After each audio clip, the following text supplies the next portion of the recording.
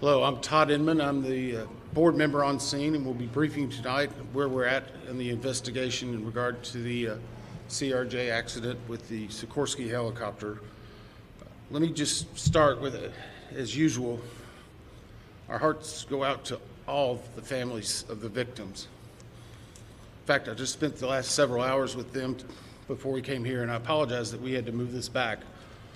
But they are one of our primary concerns, along with making sure we get factual information out. They are having it's a hard time for them, obviously. And we want to do everything we can to make sure they get the most accurate information and factual. And has always been at the core of the NTSB mission, our job is to just come out with the probable cause, but then more importantly, make recommendations so that this type of tragedy never occurs again. So today, I know yesterday you saw the chairman, myself, and all the board members here. I just want to let you know they are still actively involved with this. We're just trying to make sure we're dividing and conquering. The chairman and I have had multiple conversations today. She's helped out a lot in making sure we're getting the investigative needs we have. And she's at the command post right now working with some of our people. I'd like to start by just thanking the first responders. When this first happened, a unified command was set up, and we had a lot of important people that came and worked with us. In Virginia, the Fairfax County Fire and Rescue, Fairfax County Fire and Rescue Department, Arlington County Fire and Rescue, Arlington County Emergency Management, Arlington Police, Alexandria City Fire, Alexandria Police, Virginia State Police, the NCR Incident Management Team, the Virginia Department of Emergency Management, the Virginia Department of Transportation, the Virginia Senator Warner's office, MWA's Fire and Rescue Team, MWA Police. A special shout out to every one of them. MWA has been amazing in helping and working with us, and we're truly appreciative. Along with DC Fire and Rescue, just extraordinary in taking the lead. Prince William Fire and Rescue. In Maryland, the Montgomery Fire and Rescue, Prince George's Fire and Rescue, Charles County Fire and Rescue, Baltimore Fire, Baltimore Police, Anne Arundel Fire Department, Maryland State Police, Maryland Natural Resource Police, MPD, DCFD, from the federal side, the U.S. Coast Guard, U.S. Army, U.S. Air Force, FBI, Secret Service, Customs and Border Patrol, Park Police, DOD, Naval District Washington, American Medical Response, and yes, the U.S. Department of Labor. All of those have been amazing partners and are one of the reasons why that this investigation continues to progress the way we want it to.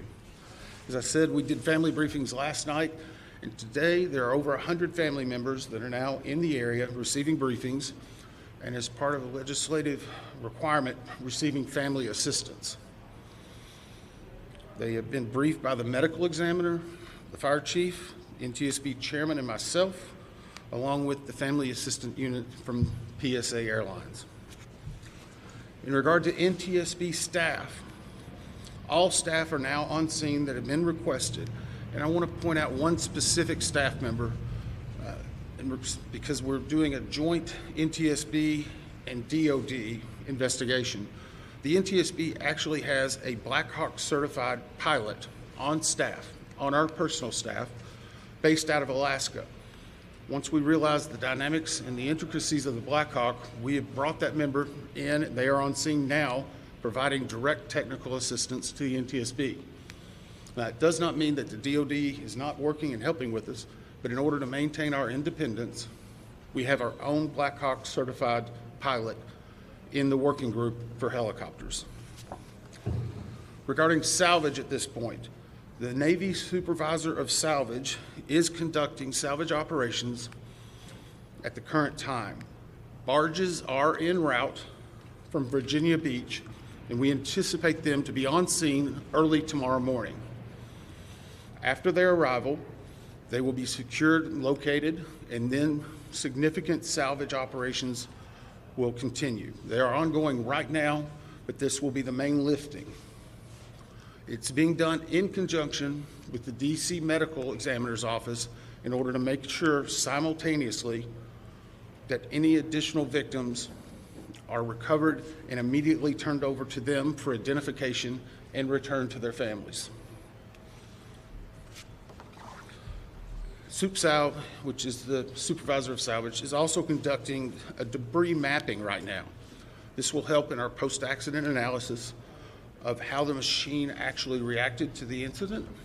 It'll also help us with understanding some of the airworthiness and crashworthiness and human factors. We have right now two distinct debris fields. One that houses the Sikorsky, which is in comparison to the CRJ, a little bit smaller.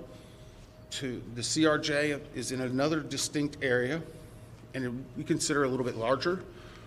The good news is, based upon the initial mapping, while there are some small aspects of that debris field, there are large chunks that will be easily recoverable, and it will aid in the investigation when we bring it into the secured facility that will be located here on MWA. That will help us in the close proximity to be able to review and evaluate.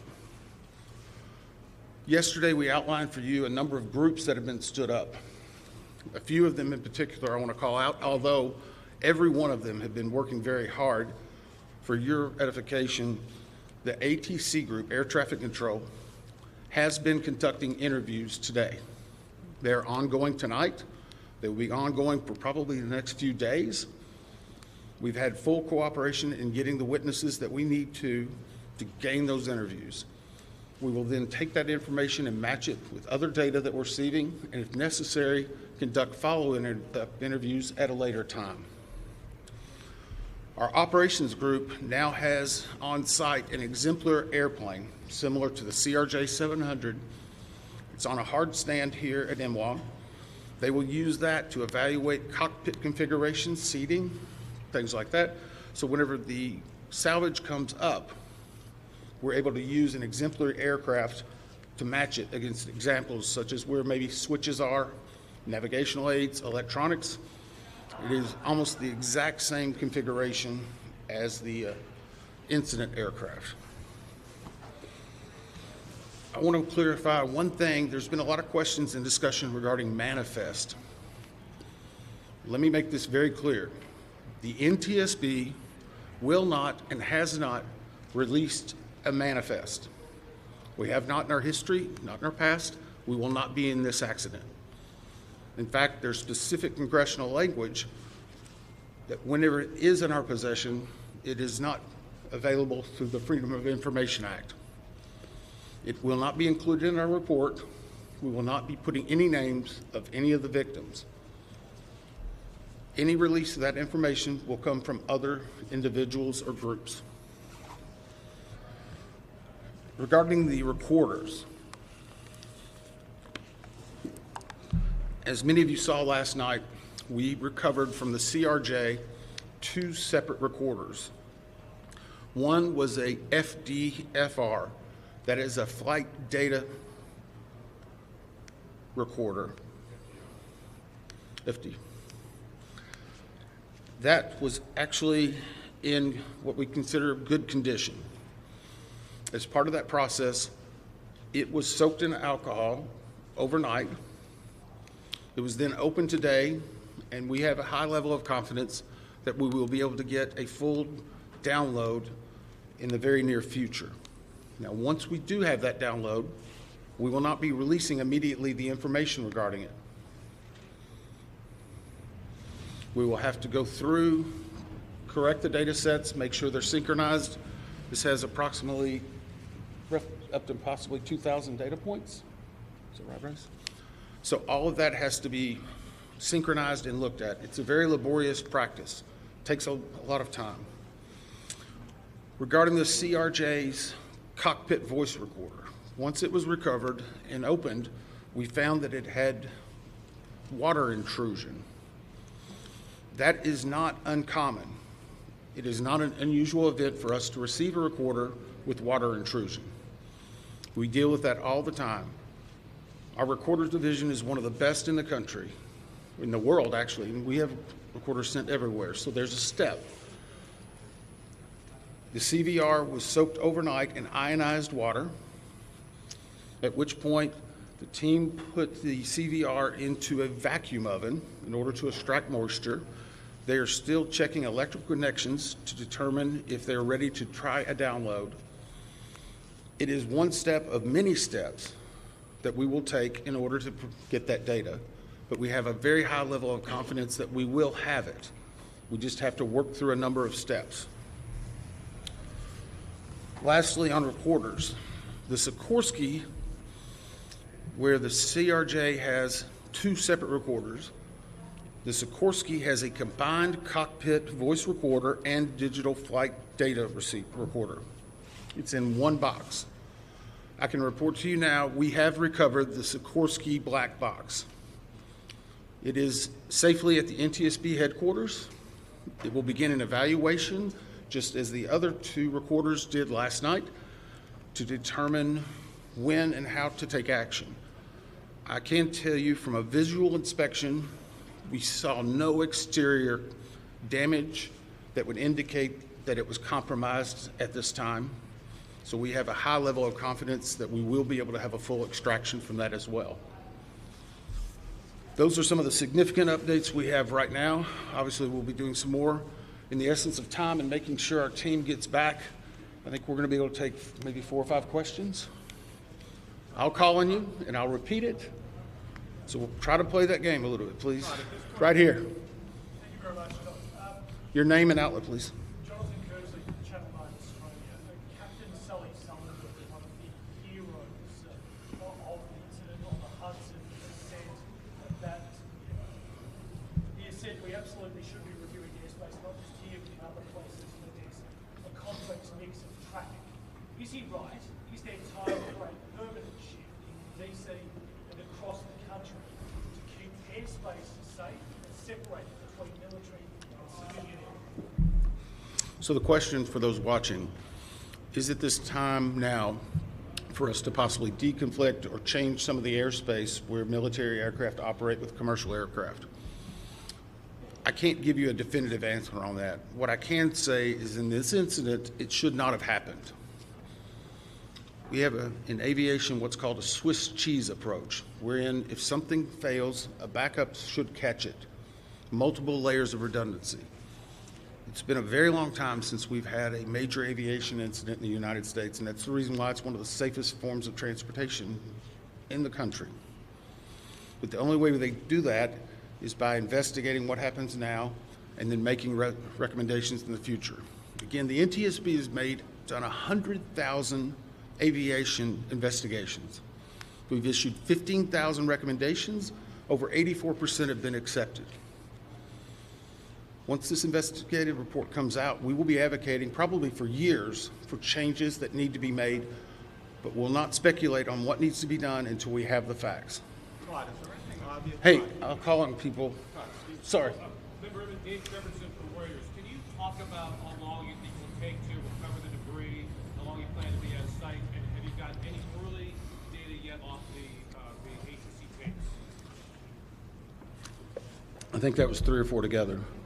How long the debris will take, how long we'll be on site, and have we gotten any information off of the air traffic control tapes.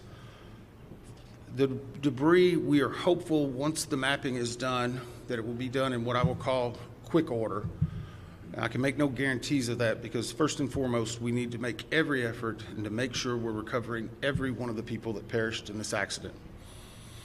We'll have some cranes that'll be coming up, and once that happens, you'll see a lot more activity, and we'll be moving that in, but I don't want to give you a definitive time. I would say it will start in earnest probably on Sunday, and it will go through next week, and some of that's contingent upon weather and other things. Regarding the ATC tapes, we've received a lot of different information on ATC, and so I'm just going to preempt it. Off-the-shelf software programs are not always as accurate as the data we specifically get from ADSB, from the black boxes. All of that are factors that come into our investigation. So we will not speculate about ATC tapes that you may have heard and seen online or snippets. We are getting the full cooperation that we need to be able to make an accurate assessment and to make sure what we are saying is factual and that it will help and aid in the entire investigation. You? Todd, Cooper from Channel 7 in Boston. Is there anything glaring in the videos that we've all seen that would tell you that the pilot in the Black Hawk helicopter made a mistake? The question is, based on the videos, have we drawn any conclusions? We have not. We know that there was a significant incident in which the two aircraft collided, a pretty significant fireball. If you will recall, even after the first day, we only had maybe 1 or 2 grainy images that were coming out. We're seeing more and more at this time. So we're still collecting data, but we are not going to opine until we see a lot of other things in there. A couple more? 2 more? Yes, sir. Keep on team with CNN. How critical is it to interview the controller in the tower cab? And how concerning is it to you, the reports that that controller was working 2 positions at the same time? So the question was, how critical are the air traffic control interviews and basically staffing? So air traffic control interviews are critical. That's the reason why there's a process in place. That began immediately after the accident. It was preservation of that evidence. It was immediately taking down notes, getting logs, all that information. We will go back and look at any air traffic controller that was involved in this. We'll go back and look at their past probably 72 hours, even 2 or 3 weeks. We'll look at their training, their hiring, everything, what they probably ate that day. But it is not one point that tells us everything.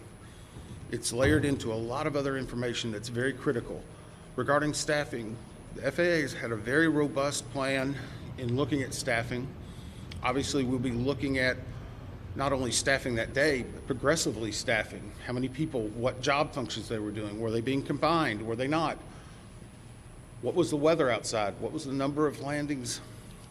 I recall back during COVID, 1 runway was being used. Runway 1, that was the only one. 33, as traffic came back, started being opened up. So we would look at changes in traffic patterns, construction at the airport, all of that. It all paints a very big picture. Who are you? Sorry. Sorry, Leah with AP. Have investigators interviewed air traffic controllers at this point? The question is, have we interviewed air traffic controllers? Yes. I think I started with, Were they working at the time? sorry. They were working at the time? I'm sorry, the clarification, was it an air traffic controller that was working at the time of the accident? Yes. Yes. Now, I'm not going to speculate. Sorry. Nope, sorry. I'm not going to speculate. The next question is, was there 1, 2, 3? I don't have the answer for that right now. I know that the controller that was working at the time has been interviewed, and his interviews are ongoing throughout the day. Yes, ma'am. Last one.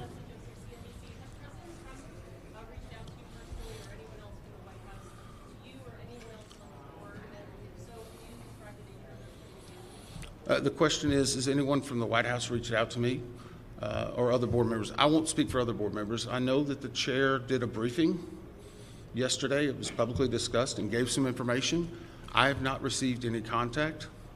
I'm going to go back to something we talked about earlier. The NTSB is an independent bipartisan board. 58 years as the gold standard. Our job is to find the facts. But more importantly, our job is to make sure this tragedy doesn't happen again, regardless of what anyone may be saying. Our investigators never want to see this happen again, and I never want to have to go back and brief another set of family like that. Thank you. Thank you very much. Thank you very much.